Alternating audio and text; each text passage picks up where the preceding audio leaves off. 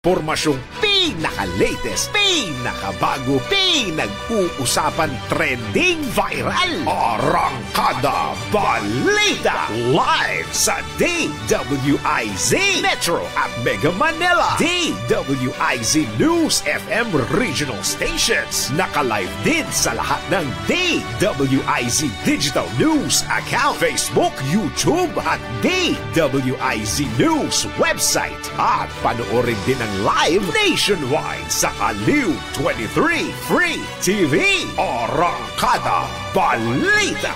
Arangkada na sina Drew Nasino at si Ate Juday, Judith Estrada Larino. Gising ang morning mo sa Arangkada Balita. Live araw-araw, Monday to Friday, 5 a.m. Sumasakit ang katawan, kumikirot pa ang iyong tiyan. Ang mabisang palaban ay Pauliniment. Mabisa ang Pauliniment, may sikap mo extra ingredient. Mabisa ang Pauliniment, mag-Pauliniment. Pau, pau, pau, pau. Walang aw sa pau. Methyl salicylate plus menthol plus camphor is the generic name of Aldrich Pauliniment. If symptoms persist, consult your doctor. High blood, salot, milyong-milyong katao na ang namamatay sanhi nito. Kaibigan, baka ikaw na ang susunod. At ni Mrs. Flor de Lisa Barbosa, ti Rosario, Santiago City. Agtawenak ti 63. Manungatawan nga aglutluto ako, tada karindiriyak. Mariknak agpipikal, ti imimak iso nga nangagak ti radyo, dati agas nga pau di arko. Pinadas ko, mayat ti epekto na. Duti food supplement nga napadpadasa ko, awan ti epekto na. Dato'y pau di arko, idi nagtumarak, manungal daw lang, han nga agpipikal ti imakon. Awisen kay nga mangpadas, tapno may katmat, dagita rik-rik na inyo, saksakitin nyo. Kaya kaibigan, buhay mo'y ingatan. Mag-Aldrich Pau di Arco Herbal Capsule na para kalusugan mo ay garantisado.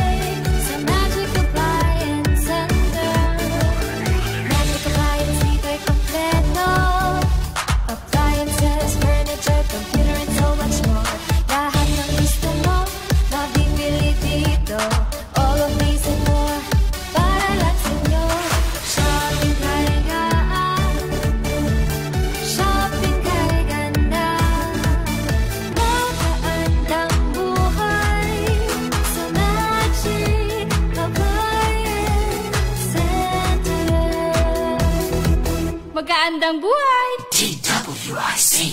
Matalinong pagtalakay sa mga usaping pambayan. Hihimayin ang bawat detalye para mailabas ang katotohanan. Kasama ang walang pinapanigan kundi ang tama. Orly Navarro. Orly sa IZ. Orly sa IZ. Orly in the morning.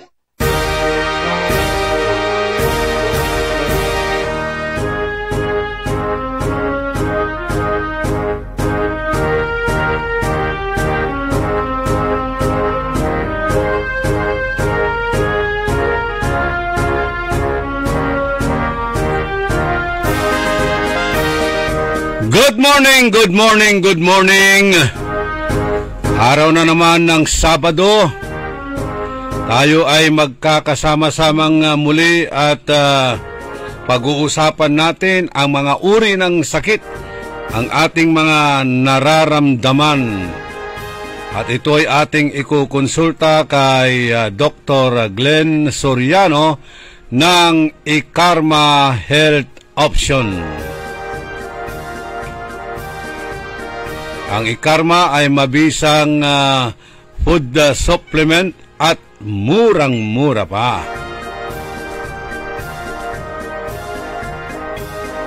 Good morning, Dr. Glenn. Good morning, Partner Orly, at good morning na naman sa lahat na nakikinig dito DWIC at yun din sa mga nanonood sa ating worldwide, sa ating live streaming. Okay, so exciting na naman tayo ngayon, pero yung topic natin din ngayon is as usual yung mga paulit-ulit din natin ng yung mga dapat natin sabihin sa mga nakikinig para maintindihan nila at paalala, ipapaalala natin sa kanila. Dapat kasi kahit na gawin natin na matagal, meron pa rin naiiwan dyan na matigas ang ulo, ayaw makinig, ayaw sumunod. Bakit naman? Baka natatakot o merong konting kailangan na kaalaman na manggagaling dito sa atin. Yes. Tag-ulan na naman. Ito. Marami na namang bagyo na papasok sa Philippine Area of Responsibility. Aside doon sa masarap ang tulog, masarap din ang pagkain dito. Masarap ang kain na Doc. So kapag ka masarap ang kain, nadamihan mo yan, may epekto po yan. Oh yes, good. Well, good and bad perspectives yan. Yeah. Kung maraming pagkain, ayos yan. Kasi maraming tao dito sa bansa natin hindi nakakakain ng 3 times a day. Mm-hmm. Once a day lang. Yung marami, may topic ngayon na sinasabi nila malnutrition. So yung kain ng once a day, kanin lang resulta ng malnutrition. Meron naman taong tayong mga yung mga higher class naman, maraming pera, maraming pagkain. Overeating naman. Ang overeating naman, ang dulot niyan, obesity ang nangyayari dyan. So, obesity is another form of malnutrition din. Mm-hmm. So, both extremes. So, dapat dito tayo sa gitna. Sobra at kulang, parehas din. Parehas malnutrition yan. Malnutrition. Kapag kulang, ano yan, tawag natin dito.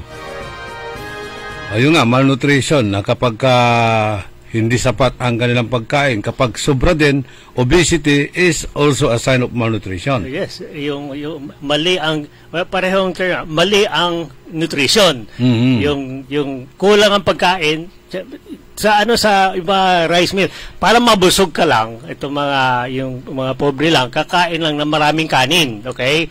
So yung kung kanin lang ang meron wala kang ulam, parang carbohydrate lang ang meron ka. Yung mga protein, fat, wala Importante rin yan sa diet ng tao. So, ang malnutrition mo dun kung kakain ka lang ng kanin is a deficiency of major nutrients. Ganun yan. Sa other side naman, yung sobrang kain, ang resulta ng obesity, parang ganun din nangyayari. Sa sobra naman ng kanin, yan, hindi mo nakakain yung ibang nutrition na kailangan din ng katawan mo. So, tumaba ka ng tumaba, yung taba mo is puro malnourished na overweight. Okay. Wala naman sustansya dun sa katawan mo. Ngayon, ang parang gusto ko sa mga, yung extreme na yon sa obesity, nandun din sa mga batang obese. Yung mga baby nakikita nyo na ang taba-taba, ang cute-cute. Yun nga, yun wow, itong bata, cute na cute, ang taba-taba. Parang nagugustuhan nila, pero hindi nila alam, may mga masamang epekto pala yun. Yung batang yan, in the first 2 years of life, sobrang taba, kita mo, ang cute-cute para bang itsura nun. Pero ang mangyayari nyon, sa first few years of life, marami siyang lalabas na sakit Yung mga allergies, yung mga asthma, yung diabetes, lalabas ka agad yun kasi yung malnutrition in the first 2 years of life, yan ang masama dyan. Pero may mga naman, na mas ginugustuhin ko pa yung maging payat kaysa mataba. Yun naman hindi pare-parehas ang ng Mayroon ding mataba na chubby. Talagang bagay din niyang dalhin sa sarili niya, yung proportion ng katawan niya, pero mayroon ding payat na saan ka pupunta doon na kapag parehas na may rason. Oo nga. So anong much better doon? Anong mas maganda doon? Mataba o payat? Ako, nandun pa rin ako sa gitna. Huwag ka masyadong payat, huwag ka masyadong mataba. Gitna ka lang. Actually, dito, pediatrician nga ako. Ang ginagawa namin sa mga bata, mula yung day of birth hanggang sa yung first year of life, meron ng tinatawag na growth and developmental charts na hindi ko alam kung sinusundan ng mga... Kasi pag uwi mo lang ng galing ka sa hospital, yung after birth, meron kang baon na yung growth and development chart Dala ng nanay yan galing sa hospital. Ang nandun, yung birth weight, yung height, etc. Tapos sinusundan yan buwan-buwan. Dapat dumikit ka doon sa linya na tamang growth and development. Meron tinatawag na milestones Yung milestones ng height, ang weight, etc. Tsaka yung development ng brain. Sa isang buwan, 2 buwan, 3 buwan, 1 taon, merong tinatawag dyan ng milestone. Okay. Dapat nagagawa ng bata yon. Yan, hindi lang sa nagagawa, kung hindi yung weight. Sa itong buwan nito, kailangan ganito ang weight ng bata. Sa ganitong buwan nito, ganito ang taas ng bata. Lahat na sinusunod dyan So, importante dito sa ng mga sakit ng bata is early detection based on yung kanyang paglaki. Dapat na mahigpit na sinusunod diyan. Yeah, pero mayroon tayong napapansin na bakit may mga tao diyan na sobra-sobra kung tumaba. Parang hindi na napigilan Halos puputok na sa kanyang katabahan. Well, yung explanation natin diyan is it could be yung dahil sa sarili niyang discipline. It could also be dahil sa meron talagang inborn error of metabolism, tawag doon. May hormonal problema siya. Kasi hindi katulad ng, yung mga thyroid problem. Ang thyroid is yung masyadong konti yung production niya ng hormone niyan. So, ang tendency ng tao, hormonal deficiency, tataba ng tataba. Kasi, yung afflicted ng mga ganyang hormonal problems, para bang yung tamarin, antukin, ayaw kumilos, so tapos matakaw din. So nag-accumulate lahat ng problema, taba ng taba. May mga syndrome dyan yung isa dito, yung Pickwickian syndrome ang tawag doon.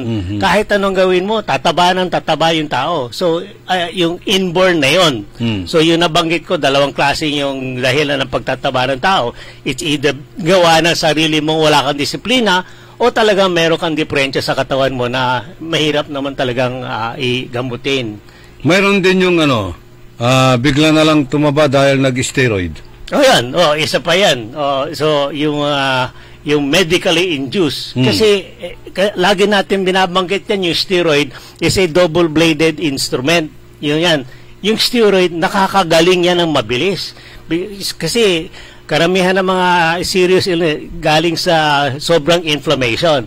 Bigyan mo ng steroid yon, within 1 hour, tapos na yan wala nang inflammation. Okay. Pero yung steroid, naiiwan sa katawan. So, ang after effects ng steroid, masama din. Kasi tumataas ang BP, tumataas ang blood sugar, maraming tumataas na hindi naman nawawala kaagad. So, masama yan sa katawan na para bang overdose. Kung sa drug addict ba, na-addict ka na Kaya, take ka ng masamang drug, so nagiging addictive ka, hanap-hanapin ng katawan mo. Ganun ang mangyayari dyan. Okay. Ito, pag-usapan natin ngayon, nutrition, malnourished. Either mataba or payat, hindi sapat sa pagkain, ay tinatawag nating malnourished. Lalo na sa mga bata, kasi kapag ang bata is malnourished, kulang yan sa hindi sa kulang sa pag-isip, parang hindi maka-absorb kaagad sa kanyang meron siyang yung cognitive deficiency ang tawag din. Yung mahina mag-pick up, mahirap turuan, mahirap siya mag-intindi, at mahirap siya mag-respond, gano'n yan So, cognitive ang tawag doon, yung kanyang knowledge naapektuhan ang kanyang talento. So, marami dyan dito sa actually, yung napapag-aralan niya by region mataas dito sa atin sa Pangasinan na yung developmental cognitive deficiency dahil yung isang sanhi nun is yung malnourishment from the birth to first 2 years of life. Ganun nga. Okay, so sino may doon, may salarin doon? Actually, it's yung nutritional deficiencies Ganun yan So, paano natin ma-improve yan? Kasi mayroong programang ginagawa ng gobyerno, supplemental feeding, mga feeding programs na ginagawa. Sapat na ba yun? Well, kailangan guided yan yung guided ng yung programs ng isang ang eksperto diyan yung mga nutritionist Kasi maraming klase ang yung tawag natin na malnutrition, di ba? So, hindi lang dalawang klaseng nutrient kasi may macronutrient at saka may micro. Yung macronutrient, ito yung protein, carbohydrate, macro. Yung micronutrient, yan yung mga vitamin and mineral, ganun yan. So, pwede magkaroon ng tao ng deficiency ng both kinds of nutrition. So, ito mga feeding program nito, i-address mo yung malnutrition, kailangan i-address mo yung lahat ng klaseng deficiency. Okay? Start tayo doon sa mga yung infants Yung malnutrition nun, mag-i-start doon sa breastfeeding Okay? So, ang mga nanay talaga ngayon, para bang hindi sila masyado, o kulang ang emphasis sa mga mothers na mag-breastfeeding in the first at least 1 to 2 years of life. Kasi maganda yung binibigay ng breast milk sa, first of all, yung immunity ng bata. Yung immunity ng bata, yung strongest immunity, nang gagaling doon sa breast milk. Ngayon, wala pang ilang buwan pa lang, hindi nakaka-produce ng milk yung mother, nag-give up na. Kailangan, gano'n. So, kailangan i-encourage pa rin yun. Ang ginagawa ng karamihan dahil mahirap gawin, walang patience, so papalitan yung breast milk ng formula milk. So, yung formula milk, although maraming nutrition ngayon, macro and micronutrients, kulang pa rin sa immunity factors yung mga yun So, yung bata na lumaki sa mga formula milk, medyo mahina ang immunity niya, so sakitin ang mangyayari dyan. So, kung nagkasakit ang bata na maaga na madalas, affected din ang kanyang growth. So, yun. So, yan ang explanation. So, the first year of life, kailangan natin yung mga mothers na strengthen yung nutrition in the first year of life by the means of kung anong available. Naturally, yung breast milk ang pinakamaganda. Okay? So, first to 6 months yun. Yes. Tapos in the first years of life, actually, ito mga hindi natin masyadong na-attentionan yung lifestyle ng parents. Ang lifestyle ngayon ng mga magulang is lagi nga nagmamadali. Dahil sa lagi nagmamadali, iniiwan yung mga bata with yung mga junk food. Kung hindi yung parents na nag-iwan ng pera doon sa mga yaya, sila ang bumibili ng junk food na binibigay sa bata. So, yan naman ang problema ng nutrition. Improper nutrition. Ganun yan Okay. Maraming dyan, magkakasanga-sanga yung tanong natin dyan tungkol sa breastfeeding na yan. Kasi may mga may mga babae na ayaw nilang masira ang kanilang figure. So, ayaw nilang magpadidi. Ngayon, may epekto ba ito? Kasi sabi nila, kaya yan nagka-breast cancer kasi hindi siya nagpadidi nung araw Hindi, walang direct connection. Walang epekto nun. Hindi pwede i-connect yan kasi yung mga may breast cancer, may mga history na yan Yung mga dati-dati na yan So, kung pag-aralan mo yung statistics ng breastfeeding mothers versus yung non-breastfeeding, baka mas marami yung non-breastfeeding mothers na may cancer kaysa yung, So, importante yung pagpapadidi sa mga bata. Importante yan Actually, parang susunod ko pa nga yun. So, ano makukuha nutrition ng bata doon sa breast milk? Well, actually, yung breast milk contains yung macronutrients protein, carbohydrate, and fats, macro. So, it also contains yung micro, yung importante, yung mga minerals na importante sa bata. Kasi kung yung sa dami ng nutrients na kailangan ng bata, kung merong kulang, meron talagang resultang pangit. Ganun yan So, hindi mo naman nakukuha yung lahat yon dun sa mga artificial na formula. Ganun yun. So, mag-i-start yan sa, first 6 months of life. Kung mahina ang bigay ng nutrition ng bata, ay tuloy-tuloy yan na hindi magandang development Kasi, nung kabataan natin, yung mga traditional na style na paggagamot, tulad ng Mysore Ice, iba ang inaano nila yung gatas ng inana, pinipiga tapos iano sa mata. Well, ako pwede kong explain din yan bakit? Kasi yung gatas ng ina, kaya nga sinasabi nila, meron talaga immune globulin yan.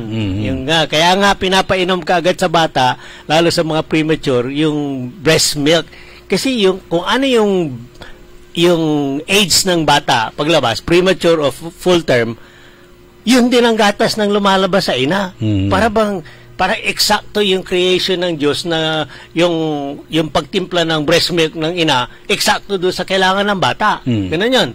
So, yung sinasabi mo kanina, ginagamit ang breast milk sa kung ano ang mga sakit sa mata at pinapatang. May contain truth kasi yan Breast milk contains parang antibodies that can actually help in the cure of yung mga ganung sakit. Ganun yan Immune globulins ang tawag dyan. So yan ang dapat na i-transfer from the mother to the baby para yung baby magkaroon ka na ng defense kaagad nung baby pa. Ayun. Mayroon ding mga matatanda rin nagsasabing ganun na kapag pinadidi mo ang bata galing sa lata, magiging parang anong tawag, susuwagin ka niya Kasi ang pinanggalingan ng gatas ng bata ay galing sa kalabaw o baka o anuman na uri ng hayop na may sungay. Kaya ang bata raw kapag lumalaki, nagkakaroon ng sungay, sinusuwag niya yung mga magulang niya. Di ba ibang encyclopedia kasi parang encyclopedia marites yan Pero hindi, ang problema kasi na hindi human milk is yung allergens na nandun. Allergens. So, mas mataas ang allergens sa animal milk kaysa sa human milk. Yung sinasabi nila. Kasi kung ang bata, very sensitive, parang minana niya yung sensitivity ng mother, pag nag-introduce ka ng foreign substance sa bata, magkakaroon siya ng allergy. Lalo sa bata, kakatin, allergy, pantalpan na gano'n yun. Yan ang fear niyan Hindi galing doon sa demonyo. Ano lang talaga, yung allergens ang mataas.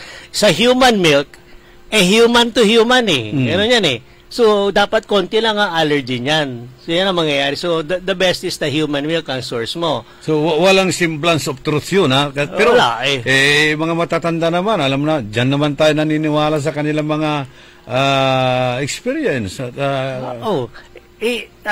Tanungin mo sa matanda kung sino nagsabi sa'yo. Matanda, saan mo kinuha yan?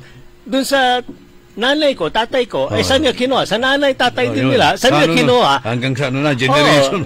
Generational na yan, tradition. So, totoo ba yan? Well, sabi ng nanay ko, sabi totoo. Sabi din ng nanay, tatay nila, totoo. Pero may pruweba ba talaga? Itong gumamit, nagkataon din na, ginamit, gumaling. Para nagkataon na gumaling. Nakikita na kasi ngayon na parang iba na rin ang ugali ng mga kabataan Hindi tulad noon talagang alas 6 pa lang ng hapon kung yung mga manok nga pumupunta na sa sa kanilang kanlungan. Ganon din yung mga bata noon. Nagmamano, nagmamagandang gabi po o kaya isang tingin mo lang ay medyo nadidisiplina na. Pero ngayon iba na raw dahil nga doon sa mga ganyang uri ng pagkain. Mahirap kalabanin ng yung traditional, yung pamahiin, yung gano'n. Sa science. Ako, isang malaking bagay na sa akin na kumukontra sa yung mga education medicine ko is yung sinasabi nilang yung ginagatungan. Gano'n. Lalapit sa akin ng sakit ng bata na matagal na medyo grabe na. Bakit? Hindi niya Hindi, kasi sabi ng dinala namin sa albularyo, sabi na napasakit yung may nakikitang tao na naapakan, nasaktan, kaya na gano'n siya, na gano'n. Maraming alay na kung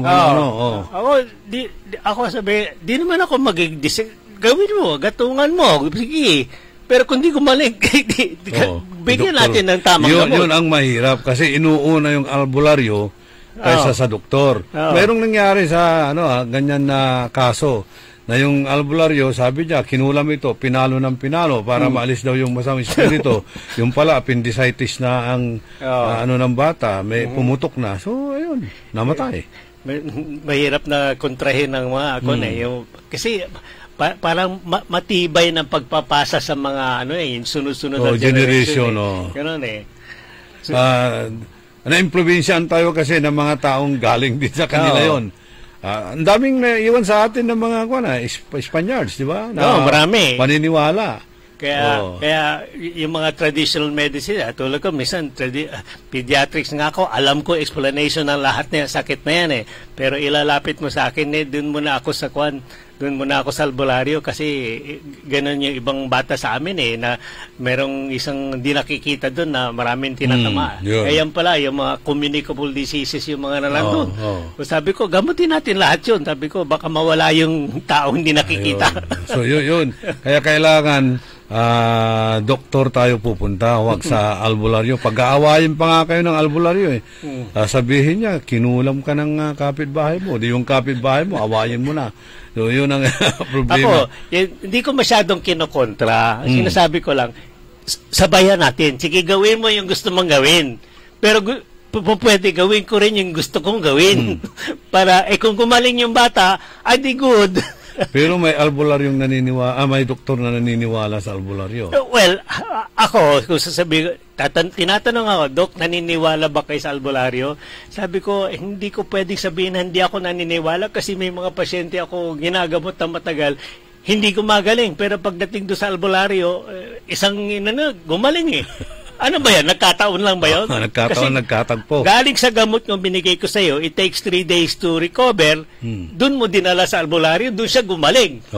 Sabi ko, yun na explanation. Baka yung unang binigay mo, doon napagaling na siya, natsambahan lang niya albularyo. Yun. Hindi, ganun din sa amin sa mga pediatrician. Okay? Ang kaaway ng pediatrician, yung nanay na first visit. Kasi yung sakit ng bata, grabe na yon. Okay? So, pinauwi mo, binigyan mo ng gamot, itong gamot, iniinom, pero mas gumagrabe after the next day. Gumagrabe pa rin yung sakit ng bata. So, itong sabi ko, hindi mabisa yung binigay ng itong doktor na yan. Punta tayo sa iba. Ganon. So, umaabot niyang pangatlong pediatrician. Yung pangatlong pediatrician, ganon din ang binigay niya, halos ganon din. Tapos gumaling yung bata. Nagkataon talaga, after 3 days, gagaling yung bata eh. So yung pinakamagaling na pediatrician, yan yung pangatlong bisita. Ayun. Ganon yun.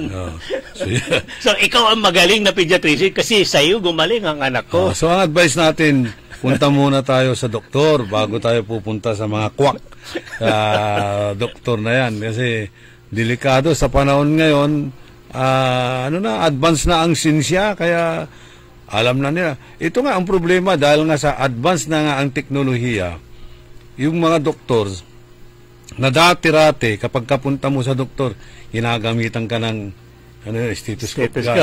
Sa inyo, pinapakinggan yan. Tinitingnan ka, binubuksan yung mata mo kung ano-ano. Ganun pa lang, interview pa lang sa'yo, alam na nila kung ano yun pero ngayon, hindi na. Dumadaan ka na sa laboratory exam, titingnan niya na lang yung result. Sabihin na niya kung ano yung sakit mo. Ganun nga. Parang iba na yung klase ng diagnosis ngayon. Pag-diagnose ng nag-change na ang yung ng medicine ngayon. Actually, para nakakatakot nga kasi yung AI medicine. Yung artificial intelligence, pumapasok na doon sa computer, yung doktor, pipindot lang isa sa buto sa laptop niya, yung symptoms, lalabas na yung sakit, lalabas na yung diagnosis, lalabas na yung treatment. Anong ginawa ng doktor? Hindi ka na nag-isip Yun. So, sabi ko, paano yung medical education ngayon? Hindi mo na kailangan. Kailangan marunong ka lang sa computer. Paano kung na-virus yung napasukan yun. Sabi ko, di kailangan mo ng computer doctor kayo. So, nag-i-evolve talaga ang medicine ngayon. Nag-i-evolve. Pero sa akin, ang hindi nag-i-evolve, yung human touch ng doktor. Kasi hindi naman nakikita ng computer. Parang ano rin, sa pasyente, kapag bedside manner bang tawag natin doon? Oo, tama. Oo. Yung bedside manner, nagbibigay din ng inspirasyon at lakas mo yun. Kinakausap ka ng doktor. Yan ang sinasabi na milagro ng turo ng yung ating Panginoon. Yung kamay mo na lang, hawakan mo yung pasyente, guminhawa na siya, gumaling na siya. Yan ang talaga yung TLC na kailangan yung doktor, meron siyang yung compassion doon sa pasyente, napakita mo na talagang sincere ka doon sa pagaling ng pasyente. Etong pasyente naman, kung naramdaman mo na may pag-asa, yun, parang 50% niya ng healing yan eh. Kasi kung alam mo nang okay ka na, pagaling ka eh. Wala ka na stress eh. So, pwedeng kumana yung sarili mong katawan na para gamutin mo sarili. Yung parang ang tawag na endogenous na healing. Kasi gagana yung mga panlaban mo sa sakit. Okay, numero 1 dyan is depression. Kasi kung depressed ka, dahil sa may karamdaman ka, ay, wala ka na ibang gagawin eh. Para bang give up ka na eh. Pero kung ang doktor compassionate, sasabihin niya, may pag-asa ka, ayun, gagana yung katawan mo, lalaban ka talaga. Yun ang dapat gawin. Kaya yun ang pagdating mo sa clinic ng doktor, titingnan lang niya yung laboratory exam mo, mag-i-issue na lang siya ng gamot mo. Hindi ka lang niya, wala na yung titingnan, huminga ka ng malalim. Wala nang ganun, halos wala na. Ganun na lang, titingnan lang yung blood pressure mo. Parang, yun ang sinasabi nyo, treating the numbers. Yun yan, treating the numbers. Well, ako, in fairness, i-explain ko rin yan. Sabi, bakit yung doktor nito ang nagmamadali? Hindi na nakikinig sa akin, hindi na ako ni-examine, hindi na marunong. Kasi, sabi mo, papakinggan mo yung lungs. May marinig siya. Siguradong, alam ko, TB yan. Hindi ko napapakinggan yan din pagpa-x-ray ka na. Eksakto. Kaya bumalik ka na after the x-ray, makikita ko, gamot na. In fairness. Okay, bakit isa pang rason? Kasi, kung mag-spend ka ng time doon sa isang pasyente mo na higit na 15 minutes, isang mahabang pila ang nasa likod mo. 100 patients ang titignan mo sa loob ng 3 oras. Ay, almost impossible yan kung tututukan mo isang pasyente. So, in fairness sa doktor, kaya nga siya nagmamadali na hindi niya talaga magawa yung tamang, yung patient-doctor relationship is dahil sa marami siyang tutulungan din. Ganon. Nagmamadaling yumaman, parang gano'n. Maraming perspective bang gawin mo dyan eh. Yung doktor na mabait, na magaling, sabihin na titignan ka 5 minutes, yung kagaling niya, pero magaling nga siya magdumiskarte ng sakit. At siyempre, kailangan tapusin niya 100 patients within a certain number hours. Ganun eh. Di ba? Doon sa pilang 100, merong 50% na dissatisfied. Saka si doktor mismo mai-stress doon. Sabihin na, itong 50 patients, visit sila kasi ang tagal-tagal, 2 oras na kami dito. Ganon. Tapos yung 50 patients naman, on the other perspective naman, itong doktor ito, magaling talaga, kaya nga mahabang pila, magaling talaga yung doktor na yan. Kahit na 5 minutes lang ako dyan, sige, okay ako kasi bilib ako sa kanya. Ganon naman eh. So, doble-doble ang kwan. Kaya kung nagdung ka naghihintay, haba-haba ng pila, mai-stress ka lang. Tagal-tagal naman ito. Lalo na namang Well, ako, sasabihin ko, hindi naman sa kasalanan ng doktor, kasalanan ng pasyente, at kasalanan ng both. Dapat itong mga medical, yung staff nitong doktor, ayusin yung sistema para hindi ka maghintay ka na matagal. Sabi mo, meron namang appointment system, pero yung appointment system ang haba-haba. Ay di gawin yung per oras, yung pasyente, dumating ka na ganitong oras kasi kung dumating ka maaga, maghihintay ka na matagal. Meron na mga sistema na pwede natin i-develop na kulang-kulang talagang oras. Okay. Mayroon tayong katanungan dito, Doc. Sabi dito, Doc, tanong ko lang po, yung anorexia, form of malnutrition ba yun or psychological? It's anorexia is a psychosomatic problem. Actually, dalawang extremes yan eh. Yung anorexia is yung walang ayaw kumain. Dahil tinan mo, itsura niya, payat na payat, butot, balat. Yung opposite nun is bulimia. Okay? Yung okay. bulimia, so kain ng kain, ano makita mo? Yung talaga seafood diet yan, diba? Nakikita pagkain, kakain ka agad, bulimia. Sobrang laki naman yan. Lahat ng kita, pulot ka ng pulot. Both of those situations are psychosomatic, ang tawag nito. Kasi sa kakaisip mo, meron kang gagawin na kontra dun sa dapat mangyari. Ang anorexia, karamihan ng anorexia, ang tingin nila sa sarili nila is overweight. Ganon. So, ang tingin mo sa sarili mo as anorexic patient, hindi lang sa hindi ka gutom, hindi lang parang ang taba-taba ko. Ganon. Kailangan ako mag-diet. Sige, hindi ako kakain ng isang araw. So, yung psychosomatic mo yan is iniisip mo na masyado kang mataba. Somatic is hindi ka nakakain. So, anong nangyayari sa'yo? Laging araw-araw ganyan ang tingin mo sa sarili mo. Hindi ka kakain araw-araw. Yun, malnutrition yun. So, yan na. Kulang-kulang. So, ano mangyayari doon sa hindi ka kumakain? Biro mo, hindi mo binibigyan ng yung katawan mo na nasapat na nutrition. Wala kang carbohydrate, protein, walang fat, walang vitamin, walang mineral. Gawin mo yun na isang linggo kung hindi ka magkasakit. Yan ang anorexia. So, may psychological effect din ito? Well, galing nga sa psychosomatic eh. Psycho, galing sa pag-iisip. Somatic, affected ang buong katawan mo. Kaya nga psychosomatic eh. Pero yung perception, yung sariling perception ang pinakasanhin yan eh.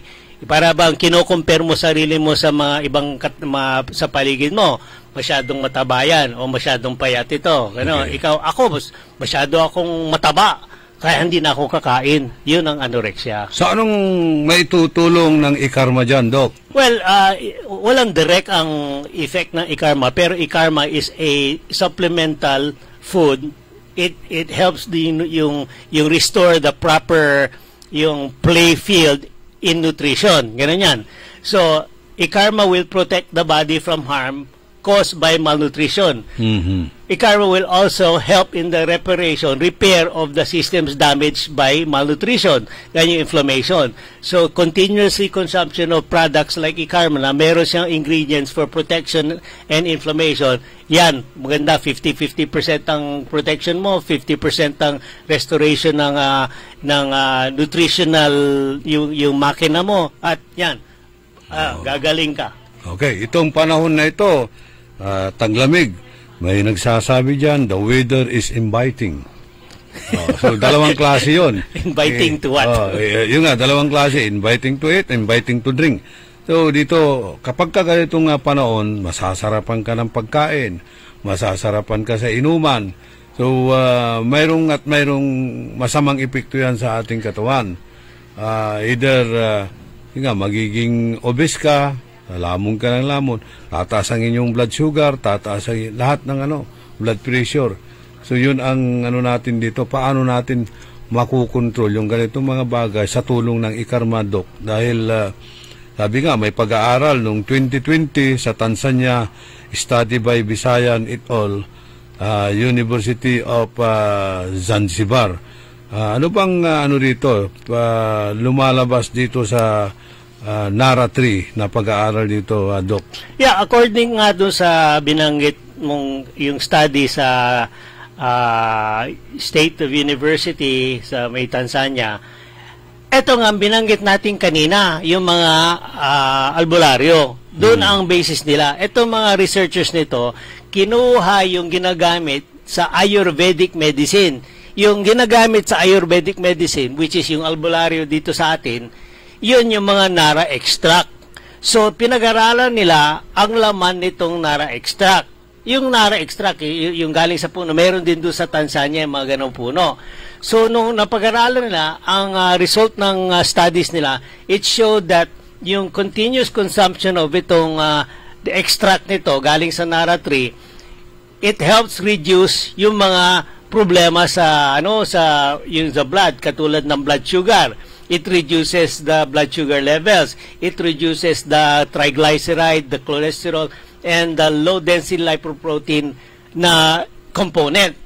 On the other side, it increases yung HDL. Yung HDL, yan ang good cholesterol. Yan ang kumakain ng bad cholesterol. So, yan na yung results na itong study nito. Overall, beneficial ang pag-consume ng Nara extract on a regular basis. Okay? So, kung ang isang kakain na kukonsume ng mga ganitong products on a daily basis, continuously, ito improves yung overall picture ng blood at saka yung status ng yung immune system. It helps in yung extending the life and health of yung individual na kukonsume nito. So marami pa ibang studies na ganito ang resulta, nagpo-prove ng benefits ng Nara tree extract. Yun. So kailangan nating gumamit ng ikarma araw-araw para ito itatawag nating immune booster para lumakas ang ating resistensya. Mayroon pong lumabas na balita, nabasa ko lately, Doc, isang batang namatay dahil mataas ang kanyang blood sugar pero mababa naman ang kanyang potassium. Paano nangyari yon? Paano magkakaapekto yon? Mababa ang potassium, mataas ang blood sugar. Sanhi ba ng ano yun? Magkakaapekto ba sa katawan yun at sanhi ng kamatayan? Yeah, well, actually, di ko alam kung ano yung exact na progression ng case na yan, pero both yung substances pwede mag-cause ng death, ano?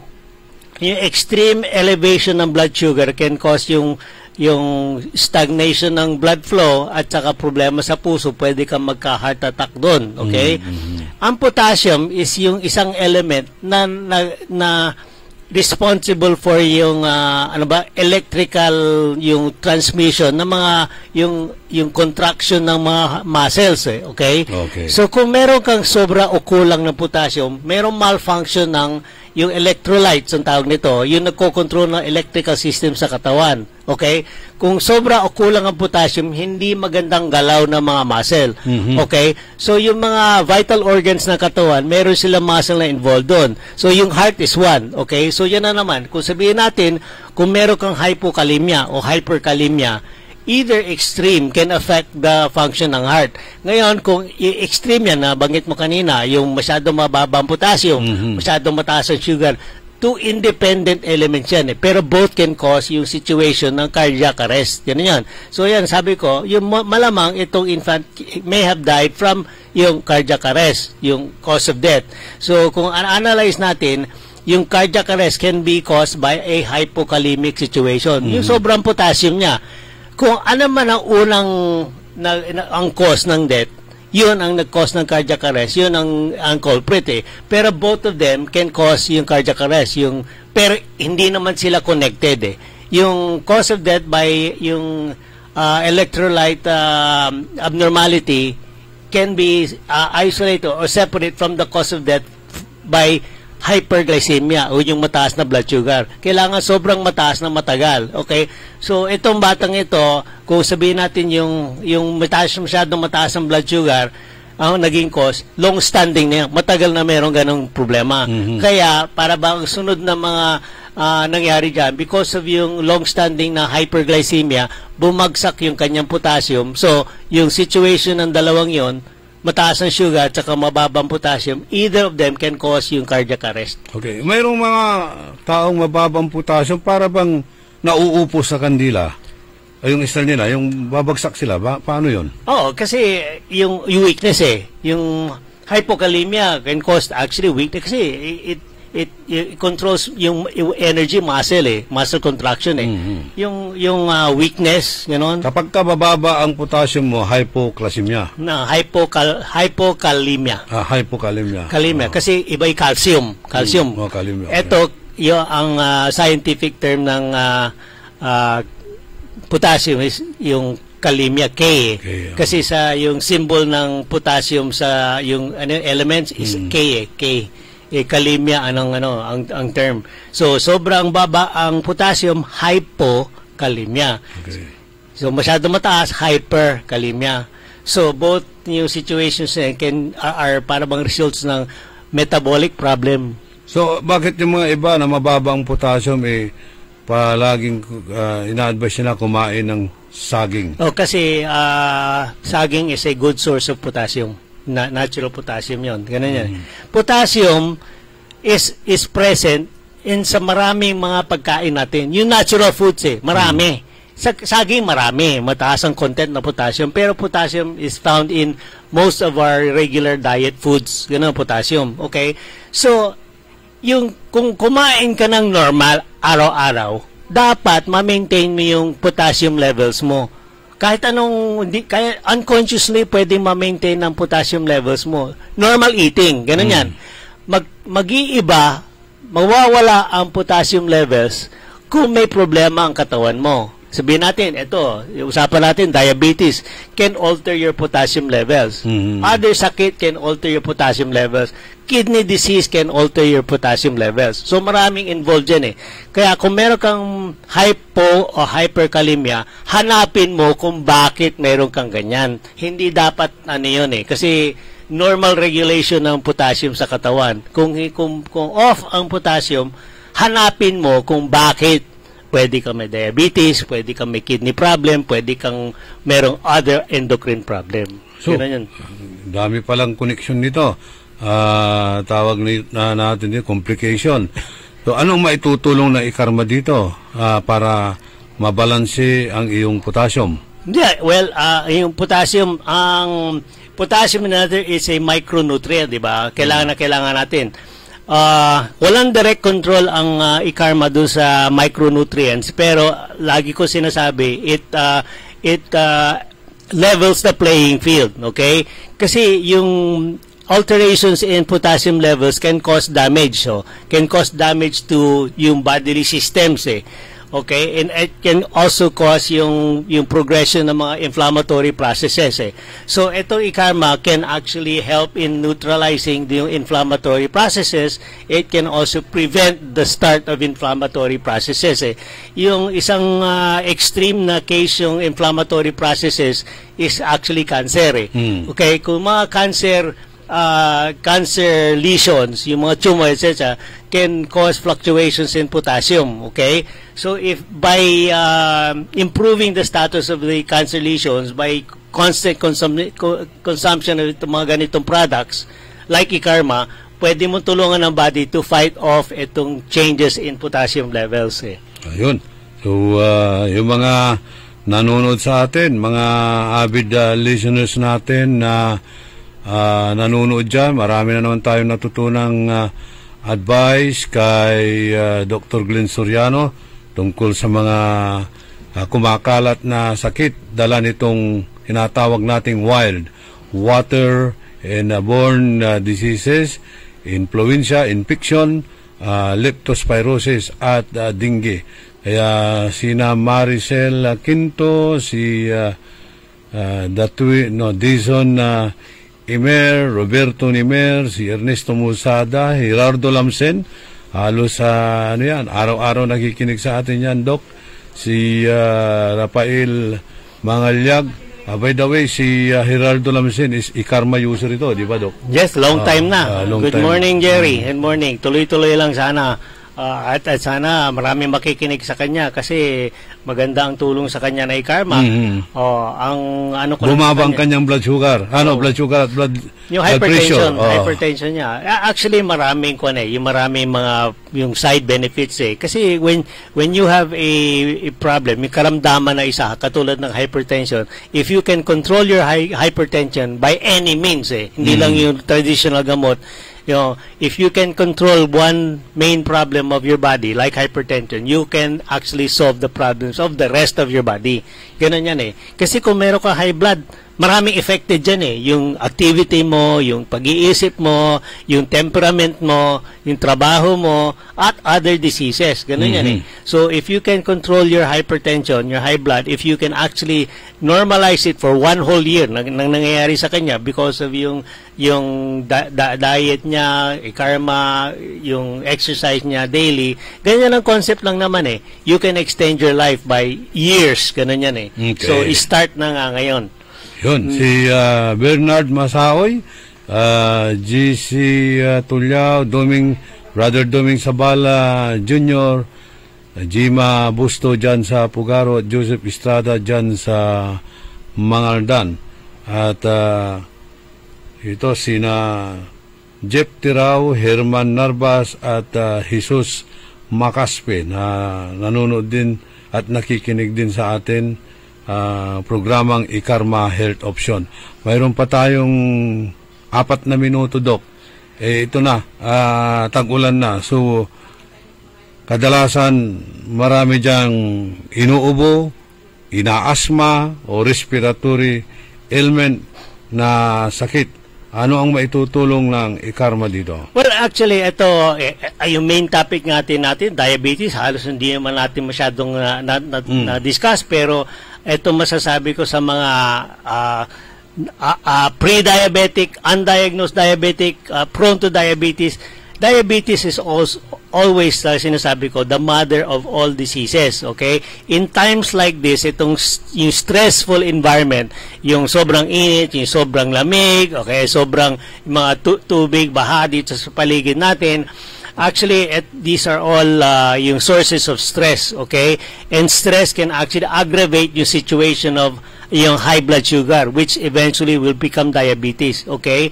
So, dapat nang gawin natin dito in your lifetime is try to monitor yung nutrition mo to prevent diabetes. In monitoring your nutrition, yung iwasan lang yung sobrang pagkakain. Pero the other thing that you have to do, 2 other things, is yung maintain regular exercise at saka iwas yung mga stressful situations. Yung tatlong yan discipline sa pagkain, exercise at saka stress. Kung magagawa niyo yun on a daily basis, mag-i-improve yung health niyo over the next year. Ayun, magandang advice na naman sa atin yan ni Dr. Glenn Soriano at saka itong IKARMA Health Option program natin. Ang dami nating natututunan dyan. Ito naman si Micaela Ferrer, sabi niya pinaparating niya ang condolences niya kay Gary Arlito Caballero Ubal. Sabi niya wala na si classmate ko. Ano pangalan ng classmate mo? Naputol yung dito ni Micaela Ferrer. Itong si Micaela, Doc, ito yung nagtatanong din sa atin. IKARMA user din ito matagal na rin itong gumagamit ng IKARMA. Kaya yung mga sakit niya ay hindi na halos lumalala at lumalakas din siya. Nakakatulong sa kanya itong IKARMA. So, yun nga ang advice ni Doc. Dito sa wild diseases na ito, kailangan nating protektahan ang ating sarili sa paggamit ng IKARMA. Mura lang naman yan, di po ba, Doc?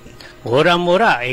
Relatively speaking, kumpara sa lahat ng mga yung top sellers on the market ng mga herbal products, atin ang pinaka-mura yata. At pinakamataas ang ano niya. Pero sa akin, ang term ko na ginagamit ko, yung efficiency ng yung product Yung mura na nga, mabisa pa at saka available. Yan ang importante sa akin kasi kung napakagaling naman yung product mo pero napakataas na napakamahal, hindi mo naman pwedeng bilhin niya araw-araw na kailangan talaga. Ang IKARMA, like all other, must be consumed on a daily basis na matagal.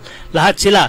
So tingnan natin kung gaano katagal mo pwedeng inumin yung mahal. Okay, versus yung inumin mo ito medyo mura na pwede mo inumin ng araw-araw. Yan ang importante sa ganitong mga products. Okay, thank you very much. Napakinggan ulit natin si Dr. Glenn Soriano. Marami na naman tayong natututunan tungkol po sa pag-aalaga ng ating sarili sa tulong ng IKARMA. Pwede kayong bumili ng capsule, pwede kayong bumili ng tea. Mas mainam yan, pagsabayin nyo na para doble-doble ang inyong resistensya. Kasama natin si Richard Ulanday at si Ka Edwin Inong sa technical side.